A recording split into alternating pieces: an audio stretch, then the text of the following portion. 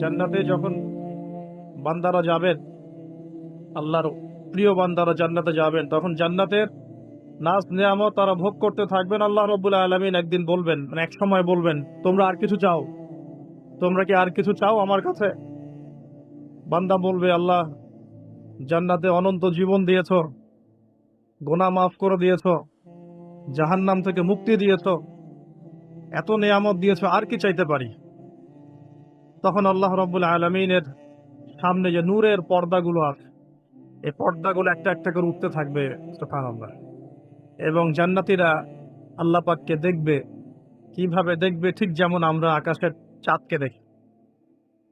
এবং আল্লাহ রাব্বুল আলামিনকে দেখার পর বান্দার কাছে জান্নাতের সৌন্দর্য ফিকে মনে হবে, স্বাভাবিক। কারণ আল্লাহ রাব্বুল আলামিনের চেয়ে সুন্দর কোনো সত্তা আছে নাকি? কিন্তু মুদ্রার অপর পিঠে আরো কিছু মানুষ থাকবে যাদের ভাগ্যে এই সৌভাগ্য নসিব হবে না, তাদেরকে বলা হবে জাহান্নামী। ঠিক একইভাবে এই দুনিয়াতেও সবাই যে আল্লাহ পাকের অনুগ্রহ লাভ করে ধন্য হয় এমন নয়, কিছু কিছু মানুষ আল্লাহর গজবে ধ্বংসও হয়, হয় না? আচ্ছা, সমকালীন যে বিষয়গুলো চলছে তার মধ্যে অন্যতম একটা হচ্ছে আল্লাহর গজব, আল্লাহ পাকের পরীক্ষা, আল্লাহ পাকের শাস্তি, আল্লাহর গজব আমরা এখন চোখে দেখতে পাচ্ছি। আজকে আলোচনা শুরু করব একটু ভিন্নভাবে। একটা সম্প্রদায়ের কথা দিয়ে আলোচনা শুরু করতে চাই। বিসমিল্লাহির রহমানির রহিম। আল্লাহ রাব্বুল আলামিন পবিত্র কুরআনুল কারীমে বেশ কয়েকটা জায়গায় একটা সম্প্রদায়, একটা কওম, একটা জাতির কথা বলেছেন। তার নাম হচ্ছে কওমে মাদিয়ান। কি নাম? কওমে মাদিয়ান। এই কওমে মাদিয়ানের নবী ছিলেন শুআয়ব আলাইহিস সালাম। কি নাম ছিল? শুআয়ব আলাইহিস সালাম। তিনি নবী মূসা আলাইহিস সালামের সমসাময়িক নবী ছিলেন। আর মুসা আলাইহিস সালাম তার মেয়েকে বিয়ে করেছিলেন। নবী মুসা আলাইহিস সালাম যখন যুবক, তখন একদিন তিনি দেখছেন রাস্তায় দুজন লোক ঝগড়া করছে। একজন তার গোত্রের, আর একজন হচ্ছে ফেরাউনের বাহিনীর। তো মুসা আলাইহিস সালাম তার গোত্রের, যে তার জাতের, তার সাথে তার পক্ষ নিলেন। নিয়ে ফেরাউনের ওই সৈন্যর গালে বা দেহে একটা ঘুষি দিয়েছিলেন, একটা ঘুষি মাত্র। তো কোরআন বলছে যে সেই এক ঘুষিতেই সেই ব্যক্তি মারা গেছে। ঠিক আছে? ওয়াকাযাহু, মুসা আলাইহিস সালাম তাকে একটা ঘুষি দিলেন, ফাকাদা আলাইহি, এতেই তার মৃত্যু হয়ে গেল। পরের দিন আবার একই ঘটনা ঘটছে। মুসা আলাইহিস সালাম দেখছেন আবার সেই ব্যক্তি আরেকজনের সাথে লড়াই করছে। তখন তিনি আবার তাকে বাঁচাতে গেলেন। তখন সেই ব্যক্তি বলছে, গতকাল কিন্তু তুমি একজনকে ঘুষি মেরে হত্যা করেছো, আজকে কি আবার আমাকে হত্যা করতে চাচ্ছ? তখন এক ব্যক্তি খবর নিয়ে আসলো, মূসা, এখান থেকে পালাও, কারণ ফেরাউনের বাহিনী তোমাকে ধরতে আসছে, কারণ তারা মনে করে তুমি একজনকে হত্যা করেছো। তখন মূসা আলাইহিস সালাম মিশর থেকে চলে গেলেন, হিজরত করলেন। এই মিশর থেকে হিজরত করে তিনি এই শুআয়ব আলাইহিস সালামের কওমে মাদিয়ান এখানে চলে গিয়েছিলেন। এখানে তিনি একটা গাছের নিচে বসেছিলেন। বসে তিনি দেখলেন যে কিছু মানুষ গবাদি পশুদেরকে পানি পান করাচ্ছে, আর দূরে দুটো মেয়ে দাঁড়িয়ে আছে। তো মুসা আলাইহিস সালাম তাদেরকে গিয়ে বললেন, আপনারা দাঁড়িয়ে আছেন কেন? তখন সেই দুটো মেয়ে মুসা আলাইহিস সালামকে বললেন যে আমরা দুর্বল, যতক্ষণ না তারা তাদের পশুদেরকে পানি পান করিয়ে চলে যাচ্ছে ততক্ষণ পর্যন্ত আমরা পানি পান করাতে পারি না। তখন মুসা আলাইহিস সালাম, তিনি শক্তিশালী ছিলেন, বিশ্বস্ত ছিলেন, তিনি তাদের হয়ে পশুদেরকে পানি পান করালেন। এবার সেই মেয়ে দুটো বাসায় চলে গেল। বাসায় চলে গিয়ে কিছুক্ষণ পর মুসা আলাইহিস সালাম আবার সেই গাছের নিচে বসে আল্লাহর কাছে একটা দোয়া করছেন। কি দোয়া? আল্লাহ পাক কোরআনে বলছেন, নবী মুসা আলাইহিস সালাম বলেছিলেন, রব্বি, হে আমার রব, ইন্নী লিমা আনজালতা ইলাইয়া মিন খায়রিন ফাকির। হে আল্লাহ, তুমি আমার প্রতি যে নেয়ামত বর্ষণ করবে, তুমি আমার উপর যে অনুগ্রহ বর্ষণ করবে, আমি তার জন্য ভিখারি হয়ে বসে আছি। বলেন সুবহানাল্লাহ। কারণ এখন মুসা আলাইহিস সালাম ফেরারি মানুষ, মিশর থেকে চলে আসছেন, না এখানে আছে খাবার, না আছে বস্ত্র, না আছে বাসস্থান, না আছে কোনো আত্মীয় স্বজন, একাকী। তখন তিনি গাছের নিচে বসে এই দোয়া করছেন, রব্বি, ইন্নী লিমা আনজালতা ইলাইয়া মিন খায়রিন ফাকির, হে আল্লাহ আমার উপর তুমি যে নিয়ামত গুলো দিবে এর জন্য আমি ভিখারি হয়ে বসে আছি। সুবহানাল্লাহ। ঠিক ওই সময় ওই দুই মেয়ের একজন মেয়ে হেঁটে হেঁটে মুসা আলাইহিস সালামের কাছে আসলেন, এবং তাদের হাঁটার বর্ণনা আল্লাহ পাক কোরআনে দিয়েছেন যে তারা লাজুক ভঙ্গিতে হেঁটে আসলেন। সেই মেয়ে লাজুক ভঙ্গিতে হেঁটে আসে। এখনকার মেয়েদেরকে এই হাঁটা কে শিখাবে যে মেয়েদেরকে লাজুক ভঙ্গিতে হাঁটতে হয়? লজ্জা শরম তো সেই কবেই উঠে গেছে। তো একটা ভালো কাজ করার পরে মুসা আলাইহিস সালাম গাছের নিচে বসে আল্লাহর কাছে দোয়া করছেন। এই জন্য ভালো কাজের ওসিলা দিয়ে আল্লাহর কাছে দোয়া করতে হয়। এই যে আমরা দোয়া করতে চাই আল্লাহর কাছে, দোয়া করার বিভিন্ন সময় আছে, গুরুত্বপূর্ণ সময় আছে, পদ্ধতি আছে। পদ্ধতির সময় বুঝে দোয়া করলে ইনশাল্লাহ দোয়া ডাইরেক্ট কবুল হবে ইনশাআল্লাহ। আর তিনটা জিনিস খেয়াল রাখতে হবে: এক, ওই ইবাদত যেন আল্লাহ সন্তুষ্টির জন্য হয়। দুই, সেটা যেন নবী সাল্লাল্লাহু আলাইহি ওয়াসাল্লামের পদ্ধতি অনুযায়ী হয়। এবং তিন, আপনার রিজিকটা যেন হালাল থাকে। এই তিনটা বিষয় ঠিক থাকলে ইনশাআল্লাহ তাআলা দোয়া কবুল হবে ইনশাআল্লাহ। তো মুসা আলাইহিস সালাম দোয়া করলেন, সাথে সাথে ফল আসলো। ওই মেয়ে হেঁটে হেঁটে চলে আসলেন, এসে বললেন, আমার বাবা আপনাকে ডাকছেন, আমার বাবা আপনাকে ডাকছেন। এই কথার অর্থ যারা অ্যাডাল্ট তারা বুঝতে পারবেন। এখন মুসা আলাইহিস সালাম তার সাথে গেলেন, গিয়ে দেখলেন তার বাবা হচ্ছেন একজন নবী, যার নাম হচ্ছেন শুআয়ব আলাইহিস সালাম, যার কথা বলছেন। তার বাবার নাম কি? শুআয়ব আলাইহিস সালাম। এখন শুআয়ব আলাইহিস সালাম তিনি মুসা আলাইহিস সালামকে বলছেন, কি ঘটনা তোমার আমাকে বলো। তখন মুসা আলাইহিস সালাম তাকে সব ঘটনা বললেন। এখনো কিন্তু মুসা আলাইহিস সালাম নবী হন নাই, এখনো কিন্তু তার কাছে ওহী আসেনি, ঠিক আছে? এখন তিনি তার ঘটনা খুলে বললেন যে আমি বনু ইসরাইলের মানুষ, ফেরাউনের ঘরে বড় হয়েছি। একদিন রাস্তায় ঘটনা ঘটলো, তারপরে আমাকে তারা ধাওয়া করে আজকে এই জায়গায় আমি চলে আসছি। এখন শুআয়ব আলাইহিস সালাম বলছেন যে এখানে ভয়ের কিছু নাই, তুমি এখানে নিরাপদ, এখানে কেউ তোমার কোনো ক্ষতি করবে না ইনশাআল্লাহ।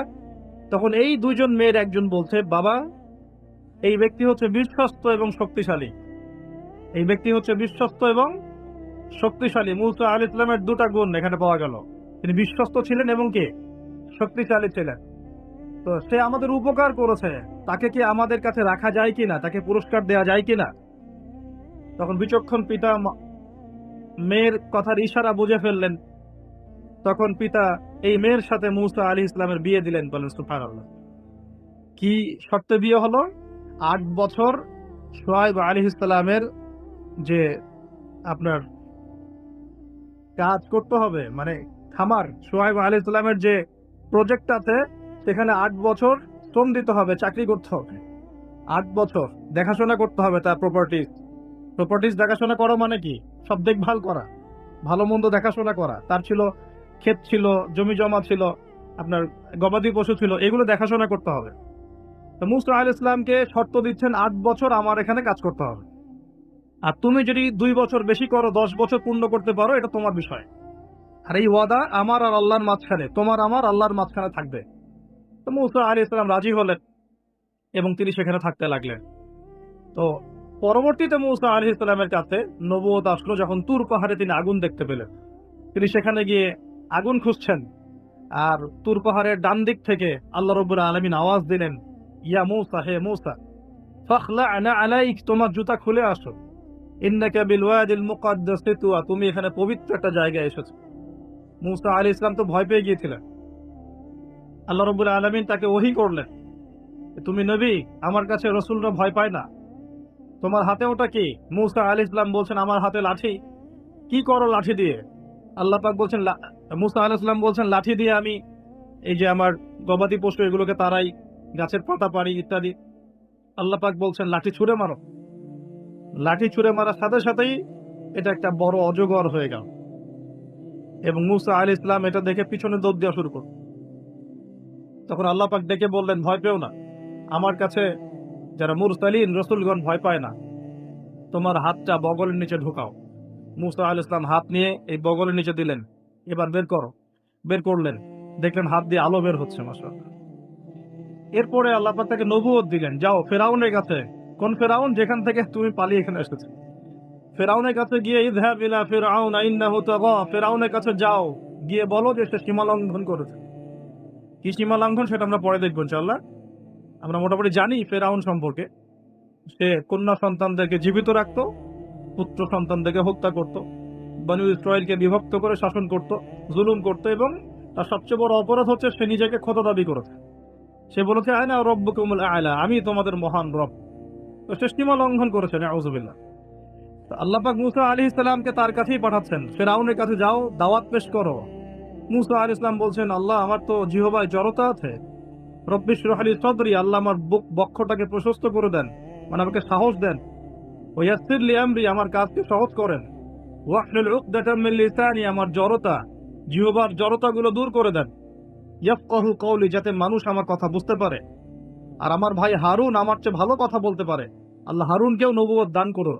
আল্লাহ পাক হারুন আলাইহিস সালামকেও নবুয়ত দান করলেন, এবং দুজনকে বললেন ইযহাবা ইলা ফিরআউন, তোমরা দুজন এখন ফিরআউনের কাছে যাও। ইন্নাহু তাগা ফাকুলা লাহু কাওলান লাইয়িনা, ফিরআউনের কাছে গিয়ে তার সাথে নম্র ভাষায় কথা বলবে, তাকে আল্লাহর দিকে দাওয়াত দিবে। যদি সে দাওয়াত কবুল না করে তখন তাকে শাস্তির ভয় দেখাবে, এবং সে যদি বিশ্বাস না করে তাহলে অজগর এবং হাতের এই যে মুজেজা, এই মুজেজাগুলো তোমরা দেখাবে। যাই হোক, তো মুসা আলাইহিস সালাম নবুয়ত পেয়েছেন শুআয়ব আলাইহিস সালামের আন্ডার থাকার সময়। আমি তার কথা বলতে গিয়ে দিকে এসেছি। এই শুআয়ব আলাইহিস সালামের কওম ছিল কওমে মাদিয়ান। কি নাম ভাই? একটু বুঝবেন জিনিসটা। কওমে মাদিয়ান, তো এটা আসহাবুল আইকাও বলা হয়, তাদেরকে আসহাবুল আইকাও বলা হয়, কিন্তু এই জায়গাটার নাম ছিল কওমে মাদিয়ান, মাদিয়ান উপত্যকা। এখন শুআয়ব আলাইহিস সালাম খুব চমৎকার একজন বাগ্মী ছিলেন। বাগ্মী বলতে যিনি খুব সুন্দর করে কথা বলতে পারেন। আছে না এমন কিছু মানুষ সমাজে যারা খুব সুন্দর করে কথা বলতে পারে? তো শুআয়ব আলাইহিস সালাম নবীদের মধ্যে চমৎকার করে কথা বলতে পারতেন, এবং তার সাথে যুক্তি তর্কে কেউ পারত না। কিন্তু চমৎকার করে যুক্তি তর্ক উপস্থাপন করে সমাজের মানুষকে বোঝাতেন। আলহামদুলিল্লাহ, আমরা দোয়া করে আল্লাহ পাক সেই গুণাবলী আমাদের মধ্যে দান করুক। এখন তার কওমের সমস্যা ছিল কি? এক নাম্বার সমস্যা ছিল, তার কওম আল্লাহর সাথে শিরক করত। এক নাম্বার কি করতো ভাই? শিরক মানে হচ্ছে আল্লাহর একত্ববাদের সাথে অংশীদার সাব্যস্ত করা। মনে রাখবেন, তার কওম এক নাম্বার কি অপরাধ করত? শিরক করত। দুই নাম্বার কুফর, শিরকের সাথে সাথে তারা কুফরি করত, আল্লাহ রাব্বুল আলামিন অনুগ্রহগুলোকে, নেয়ামতগুলোকে অস্বীকার করত। তিন নাম্বার, এই দুটোর পাশাপাশি ওদের অপরাধ ছিল যে তারা মাপে কম দিত। কি করত? মাপে কম দিত। তিন নাম্বার। চার নাম্বার, ওরা অন্যের সম্পদ, মানুষের সম্পদ অন্যায়ভাবে দুই নাম্বারই করে লুটে পুটে খাইত। এই চারটা ছিল ওদের মেজর অপরাধ। কয়টা অপরাধ? এই চারটা ওর মারাত্মক মেজর অপরাধ। এখন আসেন, এদের কি পরিণতি হলো সেটা বলার আগে আমরা এই পাপগুলো নিয়ে একটু আলোচনা করি। এই পাপগুলো নিয়ে একটু আলোচনা করি সংক্ষিপ্ত করে। মাদিয়ান কওমের সর্বপ্রথম অপরাধ ছিল তারা আল্লাহর সাথে শিরক করত, মানে আল্লাহ পাকের তাওহীদের সাথে অংশীদার সাব্যস্ত করত। এখন এই শিরকটা কিন্তু প্রত্যেক যুগেই নবীদের সময় হয়েছে, এবং আমাদের নবী মুহাম্মদ সাল্লাল্লাহু আলাইহি ওয়াসাল্লাম তার জামানাতেও কিন্তু আবু জেহেল, আবু লাহাব, উতবা, সায়বা এরা কিন্তু শিরক করেছে। এখন এই শিরকটাকে নবী সাল্লাল্লাহু আলাইহি ওয়াসাল্লাম খুব সহজ করে ভাগ করে দিয়ে গেছেন। আমরা যদি কোরআন এবং হাদিসটা ঘাটাঘাটি করি, আমরা দেখব যে শিরকটা আসলে তিন প্রকার হয়। এই তাওহীদ এবং শিরকটা তিন প্রকার হয়। একটা হলো একত্ববাদ, যেমন তিন প্রকার হয়, শিরকও তিন প্রকার হয়। এবং আল্লাহ পাকের তাওহীদ একত্ববাদ যেমন তিন ভাগে ভাগ করা যায়, শিরকটাকেও তিন ভাগে ভাগ করা যায়। এবং তাওহীদকে আমরা ভাগ করি একভাবে, তাওহীদে রুবুবিয়্যাত, তাওহীদে উলুহিয়্যাত এবং তাওহীদে আসমা ওয়া সিফাত। এই তিন ভাগে আমরা ভাগ করি। ঠিক একইভাবে শিরকটাও তিন ভাগে হয়। একটা হচ্ছে আশশিরকু ফিল আকীদা, বিশ্বাসের মধ্যে শিরক; আশশিরকু ফিল আমাল, কাজের মধ্যে শিরক; আশশিরকু ফিল লিসান আও আশশিরকু বিল কওল, শিরক হচ্ছে আপনার কথার মধ্যে অথবা জবানের মধ্যে, মানে ভাষাগত শিরক, কর্মগত শিরক এবং আকীদাগত শিরক। আমি কি বুঝতে পারছি? এই তিনটা সহজ করে দিলাম। শিরক এরকম তিন ভাগে ভাগ করা যায়। উদাহরণ দিলে পরিষ্কার হবে। যেমন বিশ্বাসগত শিরক, যেমন কোন মানুষ যদি বিশ্বাস করে যে মহাবিশ্বের কোনো স্রষ্টা নাই, এই মহাবিশ্ব এমনি এমনি সৃষ্টি হয়েছে, এটা বিশ্বাসগত শিরক, তাই না? কেউ যদি বিশ্বাস করে যে আল্লাহ এই বিশ্বকে সৃষ্টি করেছেন, কিন্তু আল্লাহর পাশাপাশি আরো ইলাহ আছে, নাউযুবিল্লাহ, এটাও হবে বিশ্বাসগত শিরক। কেউ যদি মনে করে যে আল্লাহ পর্যন্ত পৌঁছাতে হলে আমাকে এই যে চন্দ্র, সূর্য, গ্রহ, নক্ষত্র, গাছপালা এগুলোর পূজা করতে হবে, শিরক, এটা হলো বিশ্বাসগত শিরক। ধরেন কেউ যদি মনে করে যে আল্লাহ বলতে কেউ নাই, নাস্তিকতায় বিশ্বাস করে যে কোনো ইলাহ নাই, এই মহাবিশ্ব বিগ ব্যাং থেকে সৃষ্টি হয়েছে, এটাও হবে কি চিন্তাগত আকীদাগত শিরক। কেউ যদি মনে করে যে আমার ভালো মন্দের মালিক আল্লাহ নয়, ভালো মন্দের মালিক আমি নিজে, কেউ যদি মনে করে শিরক হবে। কেউ যদি মনে করে তাকদীর বা ভাগ্য বলতে কিচ্ছু নাই, আমি যা করব তাই পাবো, এমন মানুষ নাই, এটাও হবে আকীদাগত শিরক, কারণ আল্লাহ পাক তাকদীর রচনা করেছেন। কেউ যদি মনে করে যে কবরে শায়িত মৃত মানুষ আমাকে পরকালে বাঁচিয়ে দিবে, আমাকে পরকালে পুলসিরাত পার করিয়ে দিবে, বিশ্বাসগত শিরক হয়ে যাবে। কেউ যদি মনে করে যে অমুক ওসিলা মাধ্যম ধরলে আমি সন্তান লাভ করব, এটাও শিরক। সন্তান দেওয়ার মালিককে। কেউ যদি মনে করে আমি পরিশ্রম করি বলেই রিজিক প্রাপ্ত হই, শিরক। আমি পরিশ্রম করি, কাজ করি, ব্যবসা করি, চাকরি করে বলেই 3 বেলা খেতে পারি, শিরক। কে খাওয়ায়? কেউ যদি মনে করে যে আমি খুব রুটিন লাইফ লিড করি, ভালো মন্দ বেঁচে চলি, ভালো ভালো খাই, ব্যায়াম করি, এই কারণে আমি সুস্বাস্থ্যের অধিকারী, শিরক হবে। সুস্বাস্থ্য দিয়েছেন কে? কেউ যদি মনে করে যে আমার হাতে একটা আংটি আছে, এই আংটি খুলে ফেললে আমার রোগ হবে, এটা হবে বিশ্বাসগত শিরক।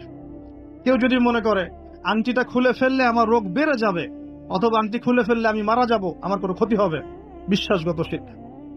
কেউ যদি মনে করে ভালোগুলো সব আল্লাহর পক্ষ থেকে আসে আর খারাপগুলো শয়তানের পক্ষ থেকে আসে, এটাও শিরক। কারণ ভালো মন্দ দুটোই কার পক্ষ থেকে আসে? আল্লাহর পক্ষ থেকে। চুল আঁচড়াচ্ছেন, চিরুনিটা হাত থেকে পড়ে গেল, কেউ যদি মনে করে এখন মেহমান আসবে বাসায়, এটা হবে একটা শিরকি আকীদা। বাসা থেকে বের হয়েছেন, হঠাৎ করে হোঁচট খেলেন, এই কাপড়টা আটকে গেল, আপনি মনে করছেন হয়তো বাইরে গেলে কোনো অমঙ্গল অকল্যাণ হতে পারে, বিশ্বাস করলেই শিরক। কেউ যদি মনে করে যে রাস্তার পাশে লোক বসে আছে টিয়া পাখি নিয়ে, ও আমার ভাগ্য বলতে পারে, বিশ্বাস করলে শিরক। কেউ যদি পত্রিকা খুলে দেখে রাশি ফলে লেখা আছে তুমি সিংহ রাশি, তোমার আজকের দিনটা এমন যাবে, বিশ্বাস করলে শিরক। কেউ যদি হাত দেখায় জ্যোতিষীকে, দেখিয়ে বলে যে আমার ভবিষ্যৎ বলে দেন, আমার কয়টা বিয়ে হবে, কয়টা বাচ্চা হবে, কেউ যদি বিশ্বাস করে, তাহলে শিরক। এরকম অসংখ্য শিরক হতে পারে, আমি বলে শেষ করতে পারবো না, যেগুলো মানুষের চিন্তার সাথে সম্পৃক্ত। কিসের সাথে সম্পৃক্ত? এই চিন্তার সাথে যে শিরকগুলো সম্পৃক্ত, এগুলোকে আমরা বলি আশিরকু ফিল আকীদা বা বিশ্বাসগত শিরক। আমি কি বুঝাতে পারছি? আমি সহজ করে দিচ্ছি। 2 নাম্বার হচ্ছে আশিরকু ফিল আমাল, কাজের মধ্যে শিরক। কেমন? যেমন আল্লাহ বলেছেন আল্লাহর জন্য নামাজ পড়তে, যদি আমি বা আপনি অন্য কাউকে দেখানোর জন্য নামাজ পড়ি, কি হবে? শিরক হবে। আল্লাহ বলেছেন আল্লাহর সন্তুষ্টির জন্য দিনের জ্ঞান অর্জন করতে, এখন আমি যদি জ্ঞান অর্জন করি এই জন্য যে মানুষ আমাকে অনেক বড় বক্তা বলবে, অনেক বড় আলেম বলবে, মুফতি মুফাসসির বলবে, হ্যাঁ সবাই দাওয়াত করে খাওয়াবে আমাকে, ইত্যাদি ইত্যাদি, দুনিয়ার স্বার্থ থাকলেই এটা শিরক হয়ে যায়। কি হবে? শিরক হয়ে যায়। আল্লাহ পাক বলেছেন যে আল্লাহ রাব্বুল আলামিনকে সেজদা করতে, এখন আমরা যদি কোনো জড় পদার্থকে সেজদা করা শুরু করি, কি হবে? যদি কোনো মানুষকে সেজদা করি, যদি কোনো মৃত মানুষকে সেজদা করি, আচ্ছা এটা ক্লিয়ার রাখবেন নাকি? আল্লাহ পাক বলেছেন আল্লাহর জন্য কুরবানি করতে, ফাসাল্লি লিরাব্বিকা ওয়ানহার, আল্লাহর জন্য কুরবানি করি আমরা, অন্য কারোর জন্য করি? যদি আল্লাহ ছাড়া অন্য কাউকে সন্তুষ্ট করার জন্য কেউ কুরবানি করে, কি হবে? শিরক হবে। আল্লাহ বলেছেন দান সদকা করতে আল্লাহর সন্তুষ্টির জন্য, এখন আমি দান সদকা করলাম, বড় একটা ফুটানি, যে আমাকে মানুষ বড় দানবীর বলবে, এরকম বিশ্বাস করলে, মনের মধ্যে নিয়ত থাকলেই শিরক হয়ে যাবে। হজ করতে বলেছেন আল্লাহ পাক আল্লাহকে সন্তুষ্ট করার জন্য, এখন আপনি হজ করে আসলেন এবং টাইটেল লাগিয়ে বেড়াচ্ছেন আমি অমুক আলহাজ হাজি সাহেব, ঠিক আছে? মানুষ আমাকে আলহাজ বলবে, হাজি সাহেব বলবে, মানুষ আমাকে তখন ভোটটা দিবে, ভোটের সময় তখন আমাকে মানুষ ভোটটা দিবে, ওই স্বার্থ যদি থাকে শিরক হয়ে যাবে। আমি বুঝাতে পারছি না মনে হয়? ইবাদত বন্দেগীর ক্ষেত্রে যদি আল্লাহর সন্তুষ্টি ছাড়া অন্য কারো সন্তুষ্টি উদ্দেশ্য থাকে, শিরক হয়ে যাবে। বুঝতে পারছি কি? আচ্ছা, যেমন নজর মানত করতে হয় কার জন্য? আল্লাহর জন্য, আর আপনি যদি অন্য কাউকে সন্তুষ্ট করার জন্য নজর মানত করেন, কি হবে? শিরক হবে। আল্লাহ রাব্বুল আলামিন তার কাছে দোয়া করতে বলেছেন, এখন আপনি যদি অন্য কারো কাছে দোয়া করা শুরু করেন, চাওয়া শুরু করেন, কি হবে? আল্লাহ পাক আল্লাহর জন্য কুরবানি করতে বলেছেন, কিছু মানুষ জিনদের জন্য কুরবানি করে এখনো সমাজের মধ্যে, জিনকে বশ করার জন্য, তাবে করার জন্য, এবং জিন কেন্দ্রিক জাদুবিদ্যার চর্চা করার জন্য মানুষ জিনদের সামনে কুরবানি করে এখনো। পার্বত্য অঞ্চলগুলো ঘুরলে আপনারা দেখতে পাবেন। এবং মানুষ জাদুবিদ্যার চর্চাও করে, কেউ যদি কুফুরি তন্ত্র মন্ত্র এসব জাদুবিদ্যার চর্চা করে শিরক হয়ে যায়। এরকম প্রচুর কাজ আছে যেগুলো আমলগত শিরক, কাজগত শিরক। একটা গেল চিন্তাগত শিরক, একটা গেল কি কাজগত আমলগত শিরক। আরেকটা হতে পারে কথায়, লিসান বা জবানে, আল কওল ফিল কওল, কথা জবান এগুলোর মধ্যে শিরক হতে পারে। যেমন এই যে যদি আপনাকে জিজ্ঞাসা করি ভাই কেমন আছেন, তো বললো যে আপনার দোয়ায় ভালো আছে, আপনার দোয়ায় ভালো আছে। যদি বলতেই হয় বলতে হবে আলহামদুলিল্লাহ আপনার দোয়ায় ভালো আছে, আলহামদুলিল্লাহ আল্লাহর সন্তুষ্টি, আল্লাহর ইচ্ছা, অতঃপর আপনার দোয়ায় ভালো আছে। জিজ্ঞাসা করছি আপনার মা কেমন আছে, যদি কেউ বলে মা খুব অসুস্থ ছিল, ভাগ্যিস একজন ভালো ডাক্তার পেয়েছিলাম, না হলে মাকে বাঁচানো যেত না, কথা বলার সাথে সাথেই শিরক হয়ে গেছে। বুঝতে পারছেন না মনে হয়? কেউ যদি বলে যে আগামীকাল বৃষ্টি হবে, আগামীকাল বৃষ্টি হবে, এখনো কিন্তু বৃষ্টির কোনো আলামত দেখা যাচ্ছে না, এমনি বললো যে আগামীকাল বৃষ্টি হবেই, বলার সাথে সাথে কি হবে? যদি এভাবে বলে যে আকাশে মেঘ দেখা যাচ্ছে, ইনশাআল্লাহ আগামীকাল বৃষ্টি হতে পারে, তাহলে শিরক হবে না, তাহলে শিরক হবে না। আপনি কি করবেন? ইনশাআল্লাহ আমি আগামীকাল এই কাজটা করব, আমি আগামীকাল এই অমুক কাজটা করব, এই কথাটা বললে শিরকের গন্ধ থাকবে। যদি বলেন ইনশাআল্লাহ আমি আগামীকাল এই কাজ করব, তাহলে ঠিক আছে। এরকম অনেক। নাম কি? বলছে আমার নাম শাহিন শাহ। নাম কি? শাহিন শাহ মানে রাজাদের রাজা, রাজাদের রাজা। কে রাজাদের রাজা? নামগত শিরক হয়ে গেছে।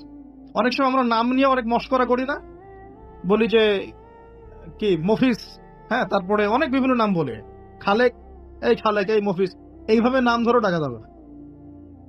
আপনি সম্মানের সাথে বলতে হবে আব্দুল খালেক। কি বলতে হবে? আব্দুল খালেক। খালেক ও কি সৃষ্টিকর্তা নাকি সৃষ্টিকর্তার বান্দা? কোনটা? এরকম কথায় আমরা প্রচুর শিরক করি। অনেকে তো পলিটিক্যালি বলেন জনগণই সমস্ত ক্ষমতার উৎস, তাই না? এই শব্দ শোনে নাই মনে হয়? জনগণ সমস্ত ক্ষমতার উৎস। আল্লাহ পাক সূরা মুলকে কি বলছেন? তাবারাকাল্লাযী বিয়াদিহিল মুলক, তাবারাকাল্লাযী বরকতময় সেই সত্তা যার হাতে সমস্ত ক্ষমতা। কুলিল্লাহুম্মা মালিকাল মুলক, মুলকের মালিক কে? রাজত্বের মালিক কে? রাজত্বের মালিক জনগণ, আল্লাহ। যদি আল্লাহ রাব্বুল আলামিনের বিধিবিধানগুলোকে, আল্লাহ পাকের বিধিবিধানগুলোকে কেউ মনে করে যে না এই বিধিবিধানগুলো এখন চলে না, আগে চলতো, এটা বলার সাথে সাথে শিরক হয়ে গেছে। বুঝতে পারছেন না? বিধিবিধানগুলো এখন চলে না, আগে চলতো, ওই যুগে চলতো, এই যুগে চলে না, বলার সাথে সাথে শিরক হয়ে গেছে। কেউ যদি এই যে ইসলাম নিয়ে ঠাট্টা মস্করা করে, এই এরা তো মৌলবাদী, এরা তো ধর্মান্ধ লোকজন, এই যে টিটকারি মস্কারি, এই টিটকারি মস্করা করার সাথে সাথেই শিরক হয়ে গেছে। আল্লাহ পাক সূরা তাওবায় বলেছেন এটা কুফরিও হয়েছে, শিরকের সাথে সাথে কুফরিও হয়েছে। এরকম অনেক ব্যাপার আছে। আমরা বলি যে আমরা যা বিধান দিচ্ছি এই বিধান আল্লাহর বিধানের চাইতে ভালো, এরকম কেউ মনে করলে বললেই শিরক হয়ে যায়, শিরকের সাথে কুফরিও হয়ে যায়, দুটোই হয়ে যায়। যদি বলে না আল্লাহর বিধানের চেয়ে বেশি ভালো না, কিন্তু আল্লাহর বিধানের সমান, সমান বললেও শিরক হয়ে যাবে, কুফরি হয়ে যাবে। আমি কি বুঝাতে পারছি ভাই? মানে কথার মধ্যে প্রচুর শিরক করি আমরা, এখন প্রচুর শিরক করি। সবচেয়ে মারাত্মক এই হচ্ছে শিরকের পাপ। কারো আমল নামায় যদি শিরকের পাপ না থেকে অন্য যে কোনো পাপ থাকে, আল্লাহ তার নবীকে ওয়াদা করেছেন সেই পাপ মাফ করে দিব ইনশাআল্লাহ। আল্লাহ পাক মেরাজের আলোচনা হচ্ছিল মনে একটু আগে, তো মেরাজের রাতে আল্লাহ পাক নবী সাল্লাল্লাহু আলাইহি ওয়াসাল্লামকে 3টা স্পেশাল গিফট দিয়েছেন। কয়টা? 3টা স্পেশাল গিফট দিয়েছেন, 3টা হাদিয়া, হাদিয়া তোফা। প্রিয় নবীকে ভালোবেসে, আমাদের নবীকে আল্লাহ পাক সবচেয়ে বেশি ভালোবাসেন না, ভালোবেসে 3টা হাদিয়া দিয়েছেন। এক, তোমার উম্মতের উপর 50 ওয়াক্ত নামাজ, যেটা কমতে কমতে কমতে কমতে কত আসছে? 5। আর কমানোর জন্য কোন নবী ফোর্স করছিলেন? নবী মুসা আলাইহিস সালাম, যার কথা একটু আগে বলছিলাম। কারণ তিনি বলছিলেন যে আমার উম্মতের উপর 2 ওয়াক্ত নামাজ ফরজ ছিল, সেটাই উম্মত ঠিক মতো আদায় করতে পারতো না। 5 ওয়াক্ত নামাজ আপনার উম্মত পারবে না, রাসূলুল্লাহ আপনি যান আরো কমিয়ে নিয়ে আসেন। মুসা আলাইহিস সালাম দূরদর্শিতা ছিল না তার? আসলে দেখেন তো আমাদের সমাজে 5 ওয়াক্ত নামাজ কতজন পড়ে? আসলে কি বেশিরভাগ মানুষ নামাজি না বেশিরভাগ মানুষ বেনামাজি, কোনটা? তাহলে ওনার দূরদর্শিতা কিন্তু ঠিক ছিল। এগুলোকে গায়েবের খবর বলে না। ওই যে বললাম আকাশে মেঘ জমেছে, আকাশে মেঘ জমেছে, এখন আপনি ছাতা নিয়ে বাসা থেকে বের হয়েছে, এটা কি আপনি গায়েবের খবর জানেন? আপনি বসির আছে, আপনার দূরদর্শিতা আপনি দেখতে পাচ্ছেন। ফেরেশতারা কি বলেছিল, আতাজআলু ফিহা মান ইউফসিরু ফিহা ওয়া ইয়াসফিকু দিমা, আল্লাহ আপনি পৃথিবীতে এমন কাউকে পাঠাতে যাচ্ছেন পৃথিবীতে গিয়ে ফিতনা ফাসাদ সৃষ্টি করবে আর রক্তপাত ঘটাবে, মানুষ সেই কাজ পৃথিবীতে করছে কিনা? তার মানে কি ফেরেশতারা গায়েবের খবর জানে? না, তাদের বসিরা, কারণ এই কাজটা আগে জিন জাতি করেছিল। তো যেটা বলছিলাম, একটা হচ্ছে 50 ওয়াক্ত নামাজ, 2 নাম্বার আল্লাহ পাক সূরা বাকারার শেষের 3টা আয়াত দিয়েছেন। কয়টা আয়াত? কোন বর্ণনা এসেছে 2টা আয়াত, আর কোন বর্ণনা আছে শেষের 3টা আয়াত। লিল্লাহি মা ফিস সামাওয়াতি, এখান থেকে ফানসুরনা আলাল কওমিল কাফিরিন পর্যন্ত এই 3টা আয়াত যে ব্যক্তি রাত্রেবেলা পড়ে ঘুমাবে সারা রাত ইবাদত করার নেকি পাবে ইনশাআল্লাহ। পারা যাবে না এটা পড়তে?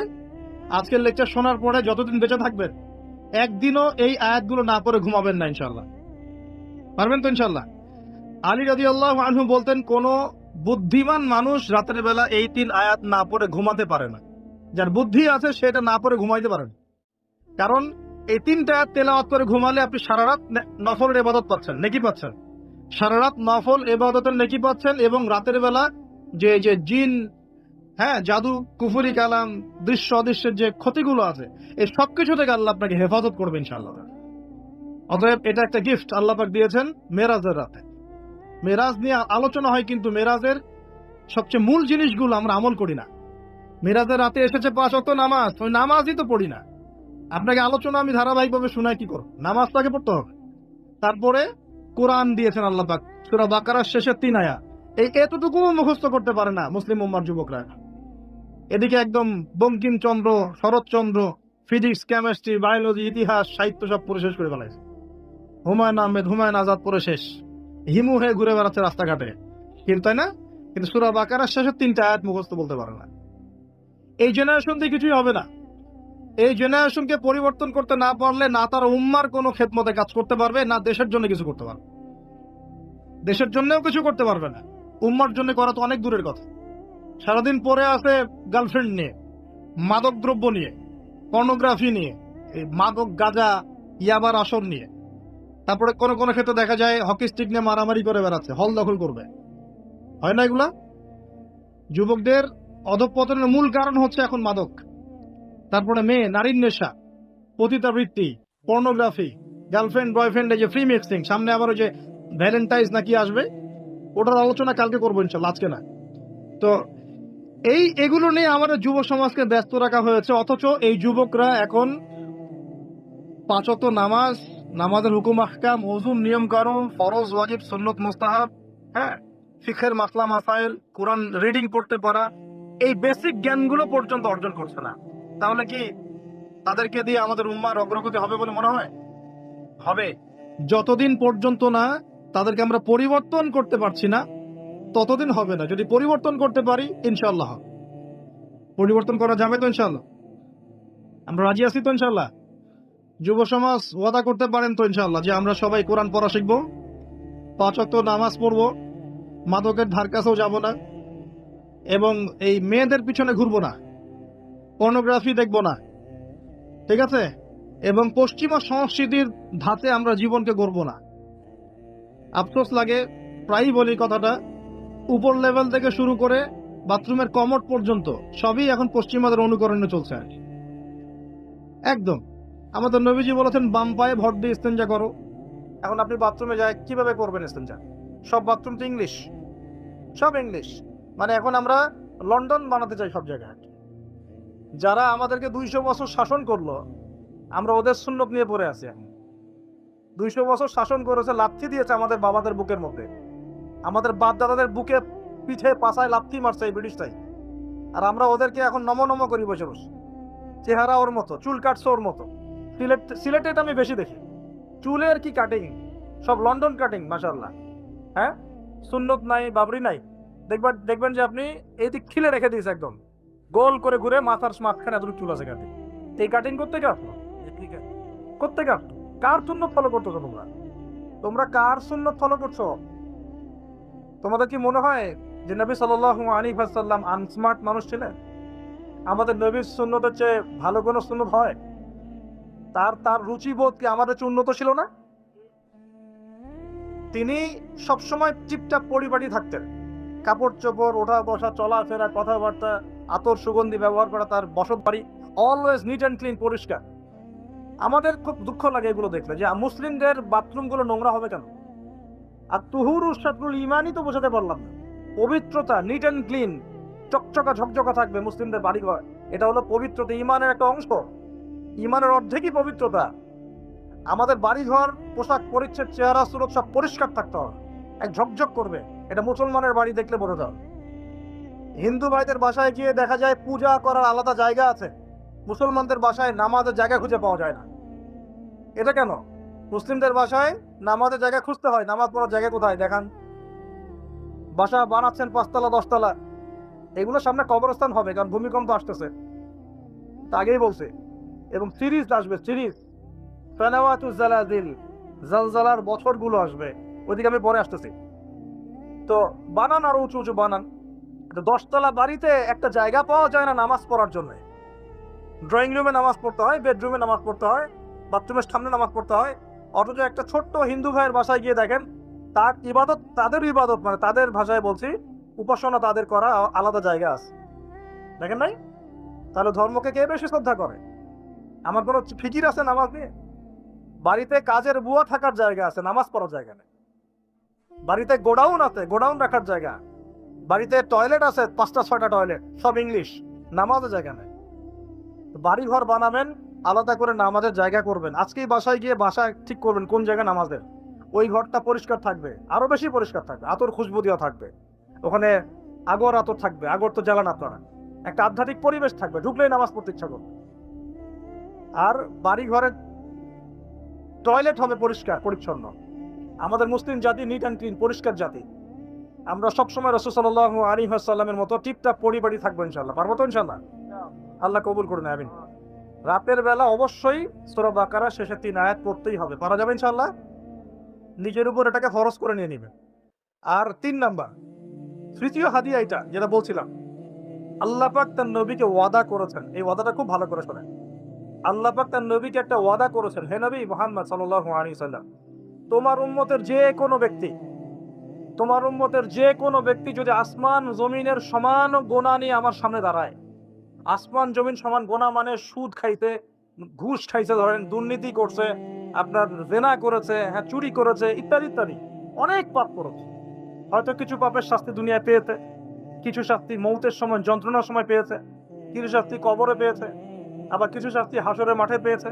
এভাবে শাস্তি দেওয়া হবে ধাপে ধাপে, এবং এর মধ্য দিয়ে গোনাগুলো মাফ হবে। আবার কিছু সময় আল্লাহ পাক পরীক্ষা করেছেন, জান দিয়ে, মাল দিয়ে, সম্পদের ক্ষতি দিয়ে।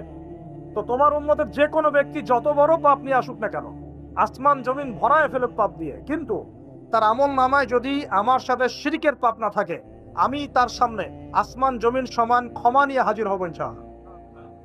মানে আল্লাহ মাফ করে দিবেন। তাহলে প্রিয় ভাই, শিখলাম যে আমাদের আমল নামাকে শিরক মুক্ত করতে হবে। রাজি আছেন ইনশাআল্লাহ?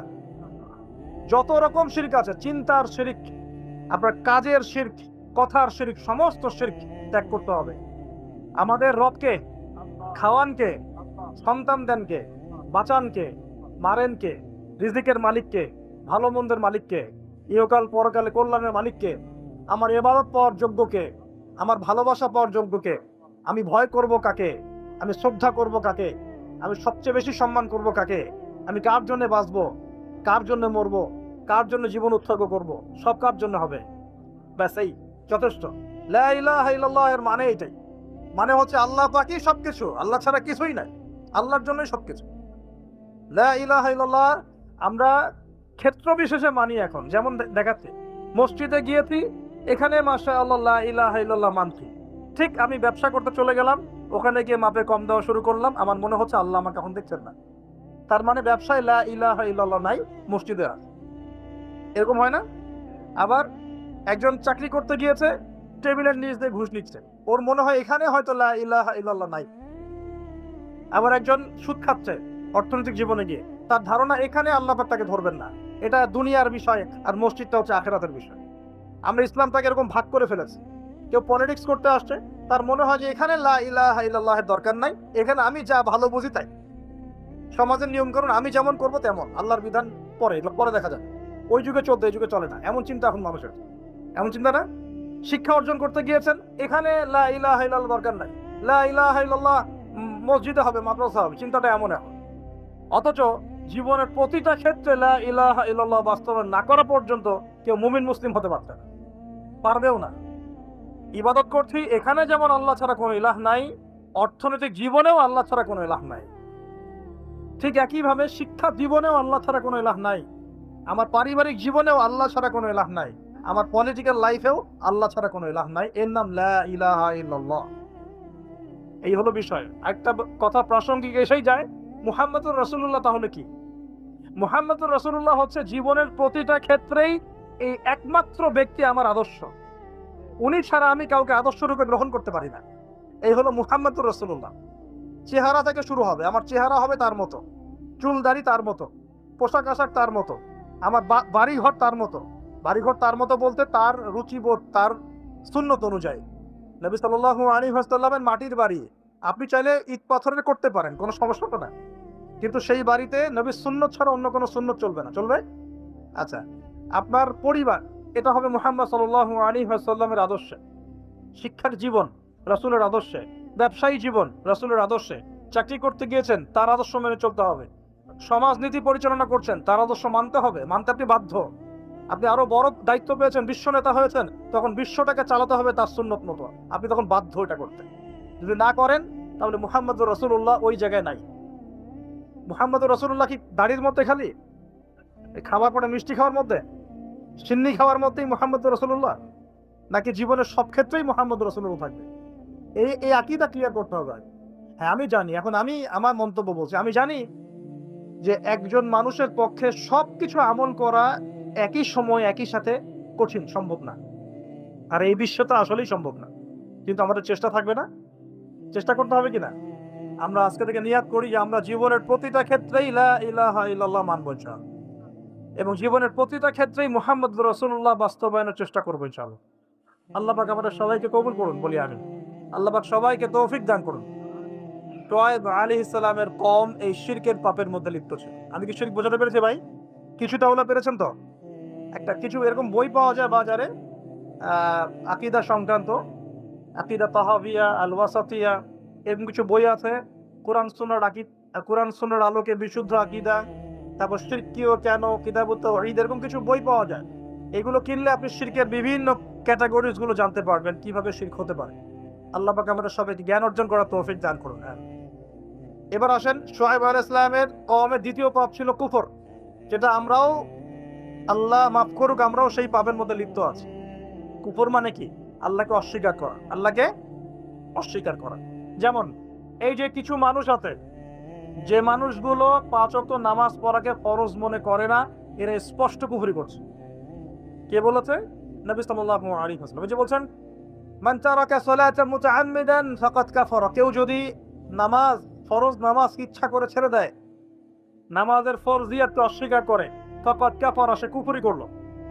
বলি নাউজুবিল্লাহ। অনেক ভাই আছেন না, নামাজ পড়ে না, সবাইকে নামাজের দাওয়াত দিচ্ছে আমরা। আল্লাহ পাক আমাদের সবাইকে 5 ওয়াক্ত নামাজ জামাতে পড়ার তৌফিক দান করুন। সফরে আছেন, মুসাফির আছেন, আপনার জন্য ওযর আছে, কিন্তু নরমালি মুকিম অবস্থায় জামাত ধরার চেষ্টা করতে হবে। আল্লাহ পাক তৌফিক এনায়েত করুন। এবং আমাদের বাড়ি ঘরের চাইতে মসজিদগুলো হবে সুন্দর, বড়, ঝকঝকা, নিট অ্যান্ড ক্লিন। আর এত বেশি মসজিদের দরকার নাই। আমরা একটা খেয়াল করি কি, একটা এলাকার মধ্যেই 10-20টা মসজিদ, দেখেন নাই? মসজিদের সংখ্যা কমায়, মসজিদ বড় করেন যাতে সমাজটা বড় হয়। এভাবে সমাজ ভাগ হয়ে গেছে। আপনার টাকা আছে, বাসার সামনে একটা মসজিদ করছে, আরেক ভাই তার বাসার সামনে একটা করছে, আরেক ভাই তার বাসার সামনে, এখানে 10 জন নামাজ পড়ে, ওখানে 15 জন, এখানে 20 জন। যদি একটা থাকতো, সবাই এসে নামাজ পড়তো, এখানে লোক হইতো 100 জন। কোনটা ভালো? এই ইউনিটিটা ভালো। নামাজের জামাতের নামাজ আমাদেরকে ঐক্য শিখায়, ডিজিটাই ঐক্য শিখায়। আমরা এভাবে ভাগ করে ফেলছি। অনেক সময় দুঃখজনক দেখা যায় কিছু মাসআলাগত কারণেও মসজিদ ভাগ করে ফেলে মানুষ। আমি এই মাসলাকের মানুষ, আমি এই মাসআলা মানি, আমি এই তরিকার মানুষ, মসজিদ ভাগ। সেইভাবে নামাজ পড়ে, সেইভাবে পড়ে। এগুলো কি উম্মার উপকার হচ্ছে? দূরদর্শিতা কাকে বলে? দূরদর্শিতা এই বিষয়টাকে বলে, ধরেন ইহুদি, খ্রিস্টান, কাফের, মুশরিক, মুনাফিকদের সাথে মুসলিমদের একটা সংঘর্ষ হচ্ছে, তখন যে মুসলিম ভাই আপনাকে গালি দিয়েছিল তার সাথে কাঁধে কাঁধ মিলিয়ে আপনাকে লড়তে হবে। এর নাম দূরদর্শিতা। বুঝতে পারছেন না কথা? যে মুসলিম ভাই আপনাকে গালি দিয়েছে বা যার সাথে আপনার একটু মনোমালিন্য হয়েছে, সেই মুসলিম ভাইকেও আপন করে নিয়ে প্রকৃত শত্রুদেরকে ডিফেন্ড করার নাম হচ্ছে ইসলাম। বুঝতে পারেননি মনে হয়? এটা খেয়াল করবেন। মসজিদ ভাগ করতে যাবেন না। আর মসজিদের বিষয়ে আমি একটা কথা বলি, যে মসজিদগুলোকে আলাদা করে নিয়ে উম্মার ঐক্যগুলোকে নষ্ট করেন না। আল্লাহর ওয়াস্তে সবাই ভাই ভাই হয়ে যান। আমাদের মধ্যে অনেক ভেদাভেদ থাকতে পারে, আকীদাগত কিছু, মাযহাবগত, মানহাজগত, তরিকাগত কিছু ভেদাভেদ থাকতেই পারে। থাকতে পারে মানে এটা কিন্তু শুরু থেকেই ছিল, তাই বলে কিন্তু আমরা আলাদা হয়ে যাই নাই। দুঃখজনক এখন আমরা কাকের চেয়েও খারাপ হয়ে গেছি। কাকের কথা বলেছিলাম একটা লেকচারে। কাক হচ্ছে পৃথিবীর প্রথম খুনাখুনির সাক্ষী, মনে আছে? হাবিল কাবিলের খুনের সাক্ষীকে কাক ঠোকর দিয়ে দিয়ে দেখিয়েছে যে কিভাবে ভাইকে দাফন করতে হয়। একটা কাক কিন্তু কাকের গোশত খায় না।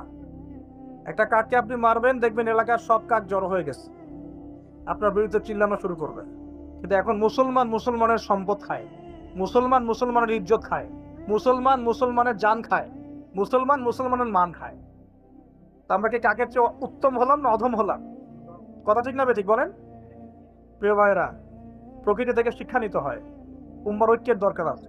অতএব আমরা 5 ওয়াক্ত নামাজ তো জামাতে পড়বো এবং ঐক্যবদ্ধ থাকার চেষ্টা করবো। আল্লাহ পাক তৌফিক এনায়েত করুন বলি। আর একটু ওয়াদা করা যায় যে ইনশাআল্লাহ তাআলা আসন্ন রমজানের আগেই আমরা যারা নামাজ পড়ি না 5 ওয়াক্ত নামাজটা জামাতে পড়বো ইনশাআল্লাহ।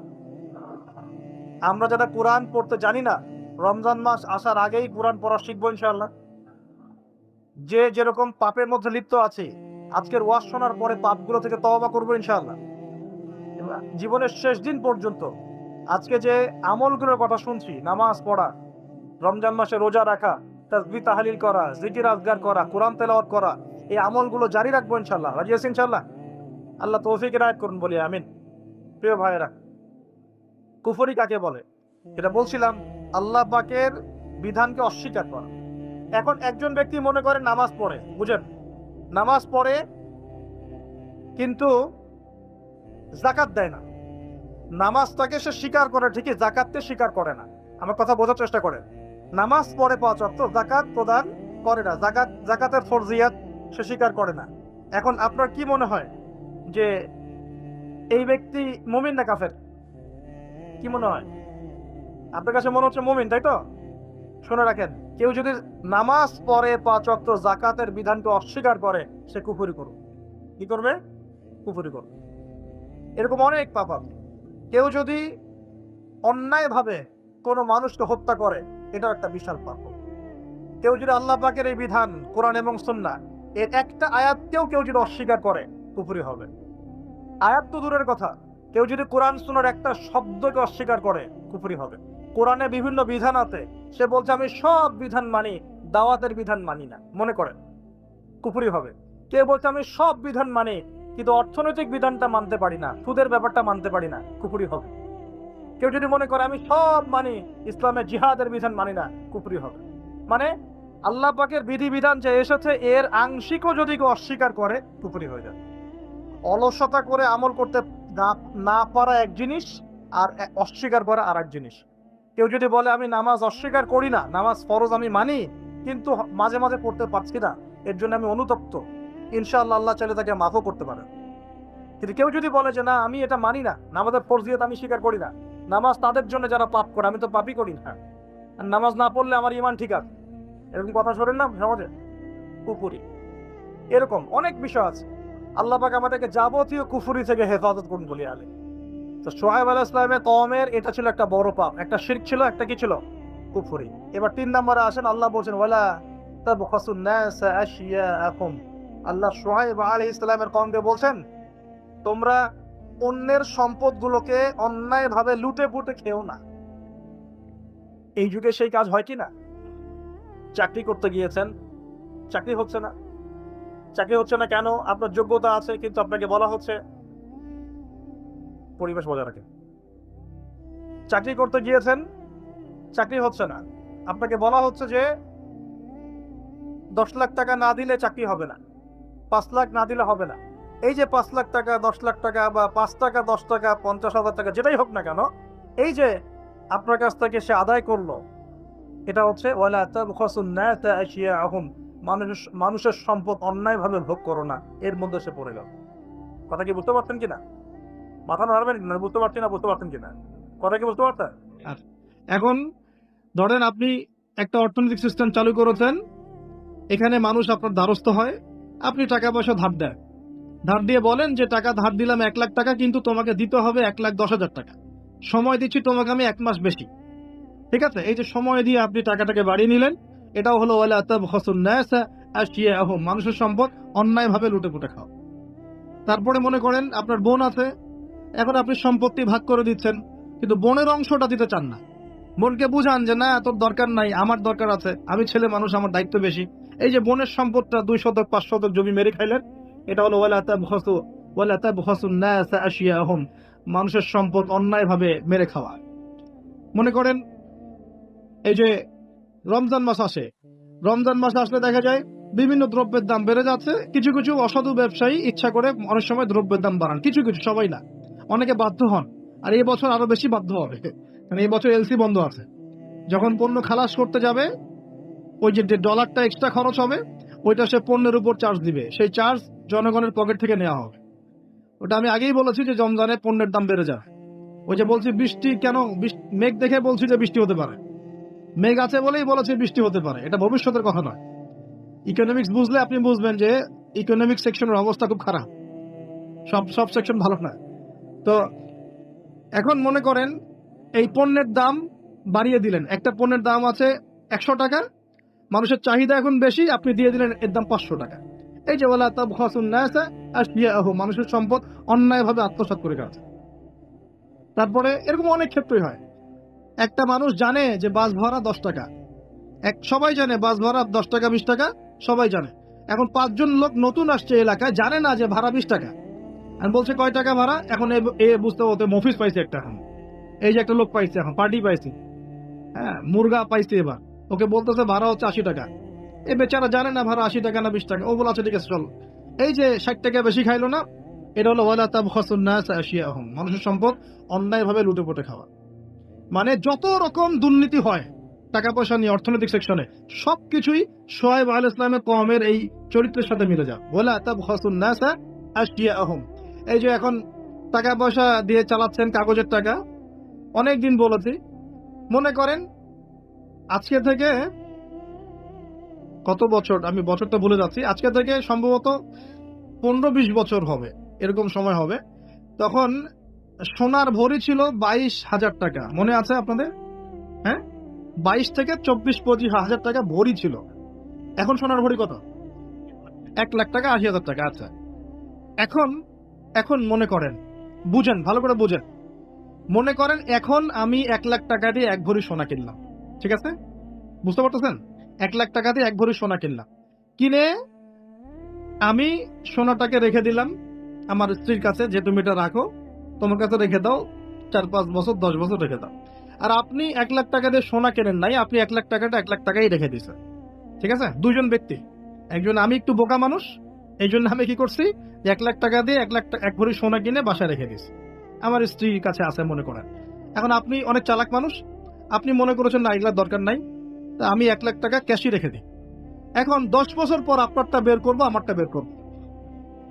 10 বছর পর আপনারটা আপনি বের করেন, আমারটা আমি বের করি, দেখবেন আমার ওই এক ভরি সোনার দাম 1,00,000 টাকা থেকে হয়ে গেছে 2,00,000 টাকা, আর আপনার ওই 1,00,000 টাকা 10 বছর পর হয়ে গেছে 80,000 টাকা, 70,000 টাকা, বা আরো কম। তাহলে কে চালাক কে বোকা? এখানে এই পুরো মনিটরি সিস্টেমটা দিয়ে পুরো বিশ্ব জুড়ে, এটা বৈশ্বিক সংকট, পুরো বিশ্ব জুড়ে মানুষের টাকা, শ্রম, এগুলো লুটে পুটে খাওয়া হচ্ছে আর কি। এটা হলো ওয়ালা তাবখাসুন নাসা আশিয়াআহুম, মানুষের সম্পদ অন্যায়ভাবে ভোগ করো না। এগুলা ইসলামিক কারেন্সি না, এগুলো বোঝাতে এখন ওলামায়ে কেরামদেরকেও বোঝাতে হয় যে এগুলো ইসলামিক কারেন্সি না। রাসূল সাল্লাল্লাহু আলাইহি ওয়াসাল্লামের সময় দিনার আর দিরহাম ছিল। আপনাদের কি মনে আছে আসহাবুল কাহফ 309 বছর ঘুমিয়েছিল? কত বছর? 309 বছর গুহায় ঘুমিয়ে ঘুম থেকে উঠে বলছে আমরা ক্ষুধার্ত, যাও বাজারে যাও রুটি নিয়ে আসো, পকেট থেকে কিছু মুদ্রা দিলেন, ওই মুদ্রা নিয়ে এই ছেলেগুলো চলে গেল, গিয়ে খাবার রুটি কিনে নিয়ে আসলো। 309 বছর ঘুমানোর পরেও ওই মুদ্রার মান কমে যায় নাই, কমে গিয়েছিল। তাহলে ওই মুদ্রা কিসের ছিল? কাগজের না অন্য কিছুর? এগুলো মুদ্রা, এগুলো হচ্ছে ইসলামিক মুদ্রা। তো ইসলামিক কারেন্সির বিষয়টা কি, এর মান কখনো পড়ে যাবে না। ইসলামিক কারেন্সির মান কখনো পড়ে যাবে না, কারণ টাকার মান পড়ে গেলে আপনার শ্রমটা চলে যায়। ওই যে 1 লাখ টাকা হয়ে গেল 70,000 টাকা, তার মানে 30,000 টাকা শ্রম আপনি হারিয়ে ফেললেন। ওই 30,000 টাকা কামাই করতে হয় নাই, কামাই করার জন্য এই পাথর ভাঙতে হয় নাই, কষ্ট করতে হয় নাই, কত কষ্ট করতে হয়েছে, তারপরে আপনি 30,000 টাকা পেয়েছেন। এখন মান যদি গায়েব হয়ে যায়, তার মানে আপনার শ্রম তো চলে গেল। আর আমি যদি আপনাকে বলি, ভাই আমার খেতে কাজ করেন 1 মাস, বেতন হলো 30,000 টাকা, আপনি 1 মাস কাজ করলেন, 1 মাস কাজ করার পরে আমি বললাম টাকা দিতে পারবো না, আমাকে আস্ত রাখবেন না পিটাবেন? এটা জুলুম হবে কিনা? কিন্তু এভাবেই বিশ্ব থেকে মানুষের সম্পদ আস্তে আস্তে গায়েব, কোথায় যে গায়েব হয়ে যাচ্ছে। আসলে যখন এখানে একটা পাত্র, এখানে একটা পাত্র আছে, এখান থেকে পানি নিয়ে আমি এখানে ঢাললাম, তাহলে কোন জায়গা থেকে পানি গিয়ে কোন জায়গায় তো পড়লো নাকি? নাকি পানিটা বাতাসে গায়েব হয়ে গেছে? হ্যাঁ, বুঝতে পারেন না? ব্যবসা করছেন, লাভ লস, কেউ লাভ করবে কেউ তো লস করবে নাকি? নাকি এটা গায়েব হয়ে যাবে, বাতাসে গায়েব হয়ে যায়? তার মানে যে সম্পদগুলো বিশ্ববাসী হারাচ্ছে, এগুলো কোন এক শ্রেণীর কাছে গিয়ে জমা হচ্ছে। কাদের কাছে গিয়ে জমা হচ্ছে এটা বোঝেন, এখন নিজেই বোঝেন। বিশ্বের দিকে তাকায় দেখেন, বিশ্বের কোন অংশ ধনী হচ্ছে আর কোন অংশ গরিব হচ্ছে দেখেন। কে বুঝাবে এগুলা? ইকোনমিক্স নিয়ে পড়াশোনাই বা করে কয়জন, আর বোঝেই বা কয়জন, আর এগুলো কোরআন সুন্নাহর সাথে মেলাই বা কয়জন? ওয়ালা তাবখাসু ওয়ালা তাবখাসুন নাস আশিয়াহুম, এই যে আয়াতটা গভীর আয়াত।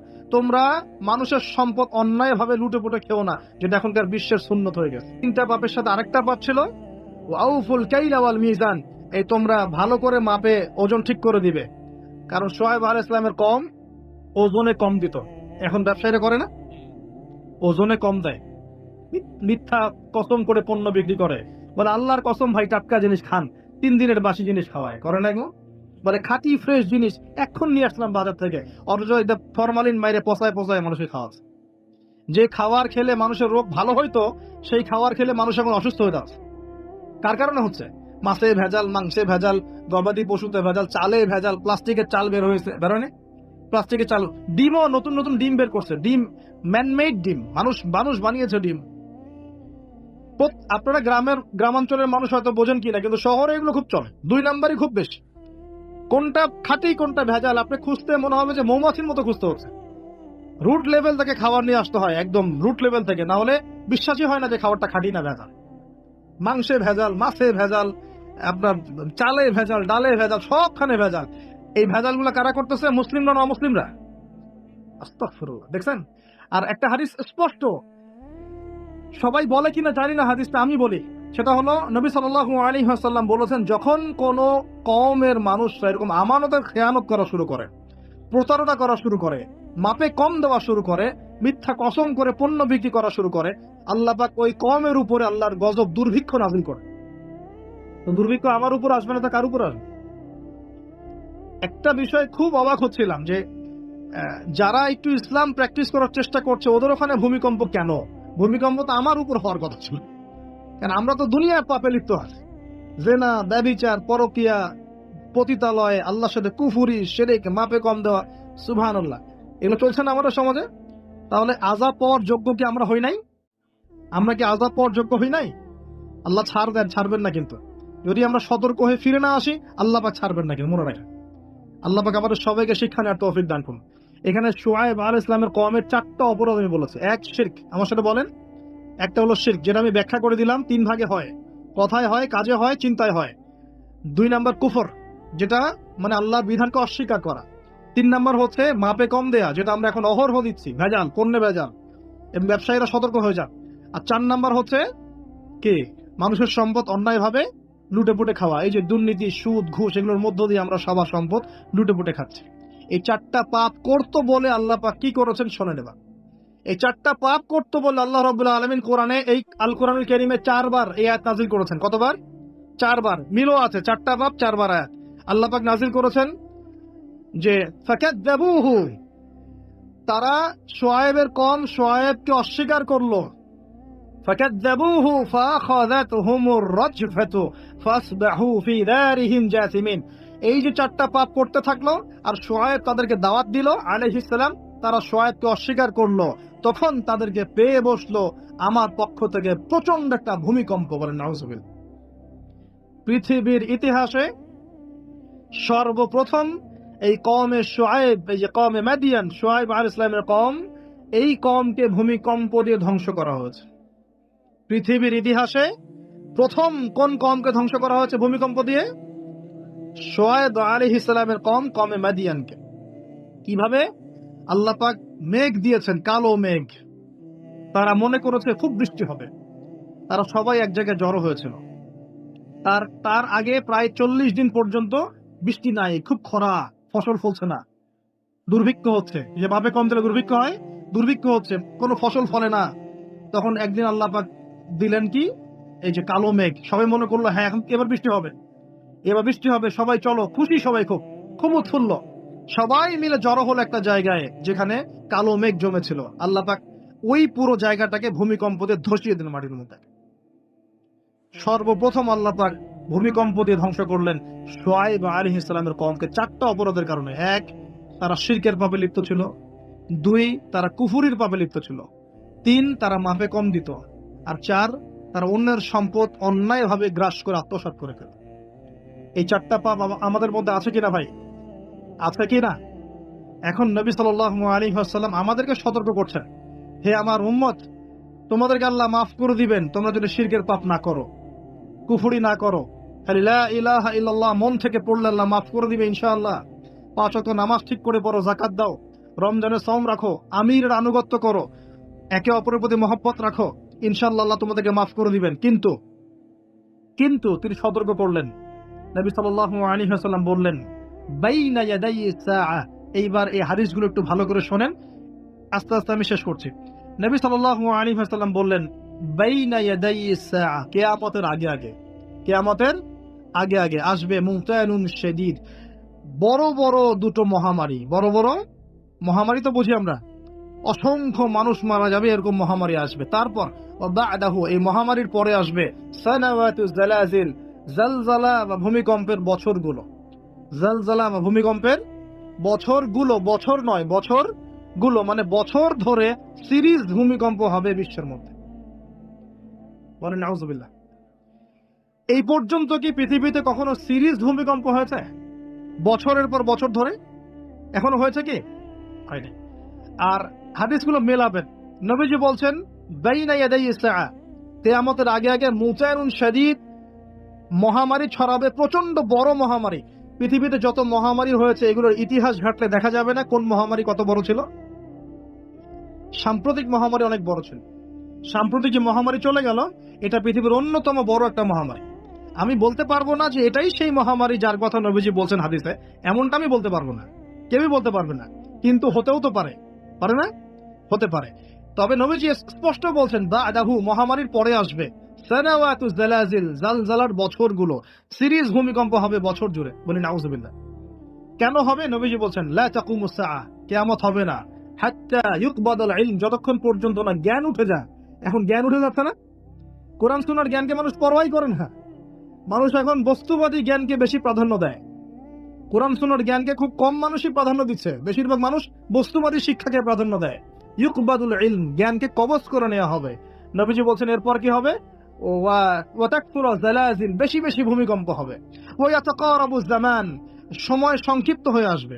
এখানে অ্যামেজিং বিষয় হচ্ছে কি, প্রত্যেক ভূমিকম্পের সাথে সময় একটু একটু করে সংক্ষিপ্ত হয়। এর রিসার্চ সায়েন্সের। কিভাবে? পৃথিবীর ভিতরে একটা জায়গা আছে যেটা উত্তপ্ত, লাভা, এখানে লাভা আছে। আর পৃথিবীর ভিতরটা কিন্তু গরম। উপরেরটা আমরা যদিও দেখি এরকম শিলা, পাহাড় ইত্যাদি, পৃথিবীর ভিতরে কিন্তু আছে লাভা, যেটা সবাই মোটামুটি জানেন। এর ভিতরে একটা জায়গা আছে, ইনার কোর বলে জায়গাটাকে, একদম ভিতরে। এখনকার সাম্প্রতিক গবেষণা বলছে যে ভূমিকম্পগুলোর প্রভাবে, পৃথিবীতে যত ভূমিকম্প হয়েছে এর প্রভাবে ইনার কোর আগে যেদিকে ঘুরতো এখন উল্টা দিকে ঘোরা শুরু করেছে। নাউজুবিল্লাহ। মনে রাখবেন, কিয়ামতের অন্যতম আলামত কিন্তু সূর্য পশ্চিম দিক থেকে উঠবে। আর সময় সংক্ষিপ্ত হয়ে আসবে। নবীজি বলেছেন যে একটা বছর চলে যাবে একটা মাসের মতো, একটা মাস চলে যাবে একটা সপ্তাহের মতো, একটা সপ্তাহ যাবে একটা দিনের মতো, একটা দিন যাবে কেমন, নবী এটাও বলেছেন। নবীজি বলছেন একটা দিন যাবে একটা ঘন্টার মতো। মানে ঘন্টা মানে কি, যে ম্যাচের কাঠি জ্বালাতে যতক্ষণ সময় লাগে এতটুকু সময়ের মধ্যে মিনিট চলে যাবে।